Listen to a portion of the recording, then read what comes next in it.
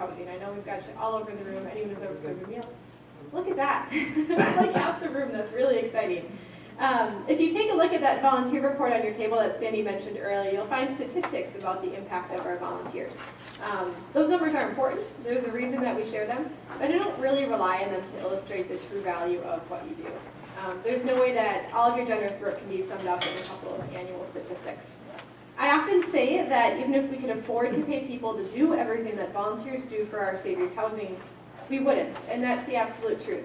I try to imagine what the shelter meals would be like, for instance, if we had a paid chef instead of volunteers every night.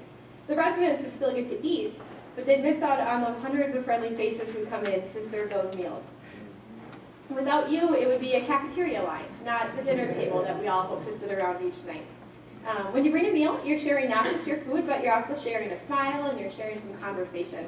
And you nourish our residents' whole selves, not just their physical bodies, by reminding them every day that they're not forgotten. They're not invisible. They have an entire community that cares for them and keeps them connected to the world beyond the shelters and the struggle. Volunteers also contribute outside of the kitchen, of course. Some evenings we have only one paid shelter worker to run the whole building and meet 40 residents' needs. Our volunteer shelter aides and computer lab aides lighten that load immeasurably. Because of the extra help, one person can show a new resident to their room, while someone else answers the door so folks aren't stuck waiting out in the cold. Everyone actually has time to ask a resident, how was your day, and listen to the answer. Residents can use a computer lab to craft a resume, or they can stay in touch with loved ones via email, and that all happens every day because of our volunteers. And the same is true of our volunteers here who would do more behind-the-scenes work to keep the building running smoothly and our facilities clean. Those acts show a lot of love to our residents as well. When people walk into our shelter or our transitional homes, they're amazed at how well kept they are. Residents and visitors alike tend to expect a dingy, worn-out pit. And anyone who's seen our buildings knows that's just not the case. When we meet our residents' needs by giving them clean rooms, fresh linens, and all those nice donations like hygiene items that our volunteers donate and organize, our residents trust us a little bit more to meet their deeper needs too.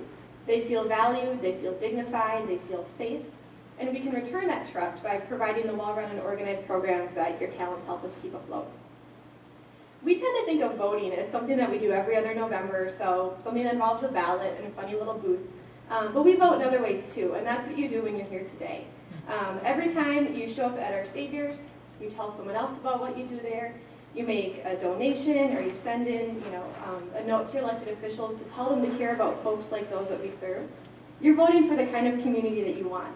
You're saying that homelessness and poverty can and should be ended. And you're saying that you're willing to do your part to bring that vision to life. And what you give in that way is so much larger than what it seems when you show up each evening. The mission of our Saviour's Housing is to be a community of hope for those who need a home. You're the community, and you're the hope. So thank you.